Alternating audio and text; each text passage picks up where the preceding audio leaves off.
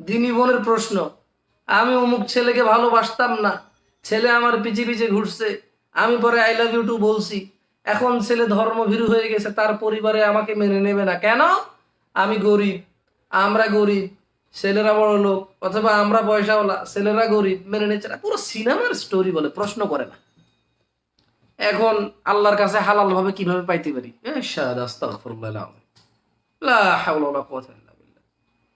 আল্লাহ বলছে যে দেখা যাবে না, ছোঁয়া যাবে না, কথা বলা যাবে না, সঙ্গে থাকা যাবে না, কামনা করা যাবে না। আপনি বলতেছেন যে হালাল ভাবে চাইবেন, ওকে মানে কি? কেউ যদি আমাকে বলে স্যার ঘু পায়খানা কিভাবে রান্না করলে খাওয়ার উপযোগী হবে বলেন, ভাই আমি কি বলতে পারি ভাই বলেন? কোন রেসিপি কোন ময় মশলা দিয়ে পায়খানা রান্না করলে খাওয়ার উপযোগী হয় আমি জানি না ভাই।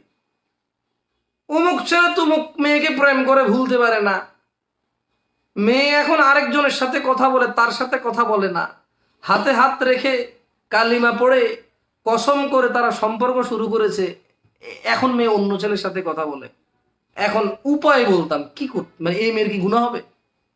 আমি তো চিন্তা করলাম যে কি একটা অবস্থা। আস্তাগফিরুল্লাহ আযীম। এক কুকুরে যে ঘু খাচ্ছে একজনের, আরেক কুকুর এসে খায় ফেলছে। এখন প্রশ্ন হচ্ছে, যেই কুকুরে এসে ঘু প্রথমে খাইতেছিল, পরের কুকুর যে ঘু খাইছে, এটা কি প্রথম কুকুরের রিজিক মারছে দ্বিতীয় কুকুরে? আমি বলবো যে না ভাই, এ ঘুয়ের উপরে কুকুর কোনটার রিজিক এভাবে বরাদ্দ ছিল না, এরকম হয় না। কুকুর বেড়ালের ক্ষেত্রে, পশু পাখির ক্ষেত্রে এরকম হয় না যে যেই কুকুর আগে আসছে তার এটা হক হয়ে গেছে। কুকুর বেড়ালের ক্ষেত্রে হচ্ছে তারা যে যতটুক পারে খায়। বুঝাইতে পারি নাই? কি বুঝছেন না বুঝেন নাই? মানে পায়খানা কিভাবে রান্না করলে সুস্বাদু রেসিপিতে পরিণত হবে, পৃথিবীর সবচাইতে বাবুরচিকে যায় যদি বলা হয়, সে কি আপনাকে রেসিপি দিতে পারবে যে এই এই মশলাপাতি দিয়ে এতক্ষণ রান্না করলে এতটুকু পানি দিয়ে পায়খানাটা অত্যন্ত দারুণ হবে? বলেন পারবে? তো পৃথিবীর কোন হুজুর আপনাকে মাসলা মাসাইল ফতোয়া দেবে?